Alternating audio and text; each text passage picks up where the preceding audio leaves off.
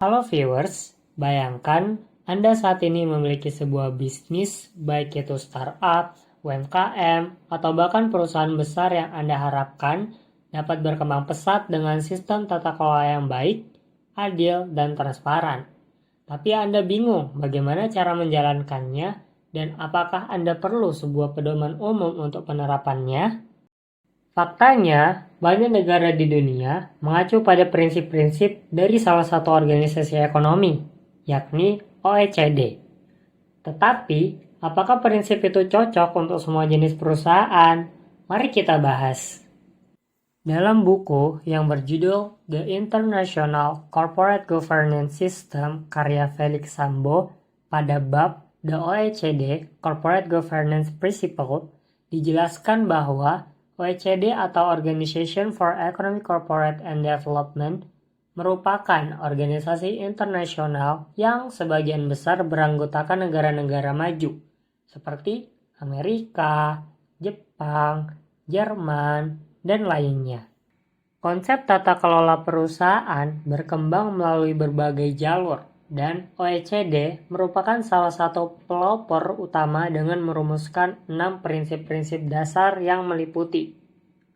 Yang pertama, memastikan dasar bagi kerangka kerja tata kelola perusahaan yang efektif.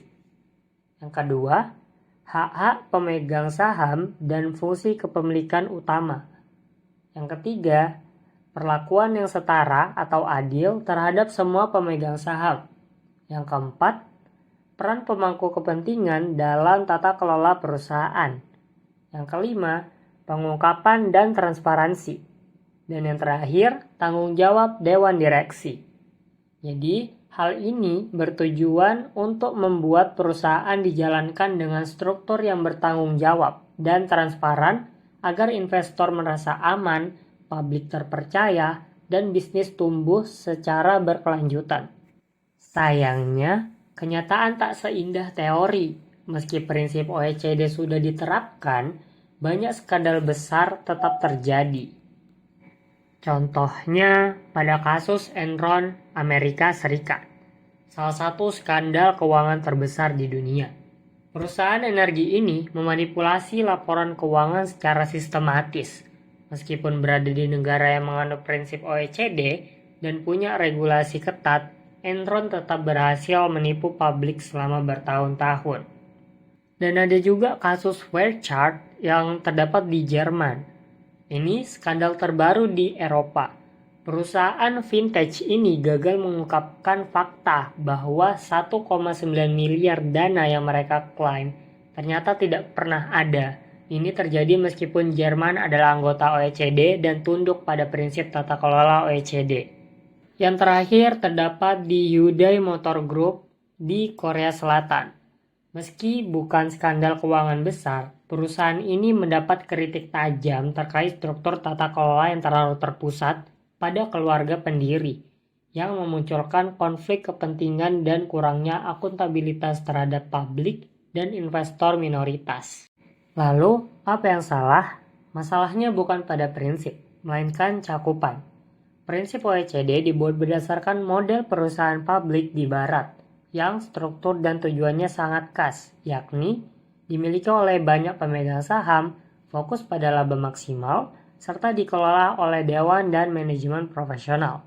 Sedangkan dalam kenyataannya, sebagian besar perusahaan besar di dunia, terutama di Asia, Afrika, bahkan Eropa, itu dikuasai oleh keluarga, negara, atau berbentuk kemitraan profesional. Mereka punya struktur, budaya, dan tujuan yang berbeda. Dari perbedaan wilayah saja, hal tersebut menimbulkan tujuan yang berbeda, apalagi jika perbedaannya lebih kompleks. Apakah prinsip-prinsip OECD ini harus dirubah atau dihilangkan karena sudah tidak relevan dengan kondisi tata kelola saat ini, bahkan mungkin saja jauh menyimpang pada kondisi tata kelola masa depan? Jawabannya bukan dihapus, tapi diperluas. OECD perlu berkembang bukan karena mereka salah, tapi karena dunia bisnis sudah jauh lebih beragam dari yang dibayangkan tahun 1999. OECD perlu merancang prinsip tambahan yang bisa diaplikasikan pada bisnis keluarga, kemitraan, dan BUMN. Bahkan juga untuk startup dan usaha sosial yang kini semakin berkembang. Prinsip yang fleksibel, menghargai nilai lokal dan tetap menjaga semangat transparansi dan akuntabilitas. Jadi viewers, dari sini kita belajar bahwa pada akhirnya tata kelola bukan sekedar soal siapa yang punya kendali, tapi bagaimana kekuasaan itu digunakan untuk kejujuran, keadilan, dan keberlanjutan.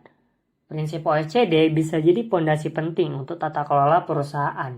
Namun, keberhasilannya kita kembalikan lagi pada realitas kondisi perusahaan dan komitmen semua pihak untuk menjalankannya.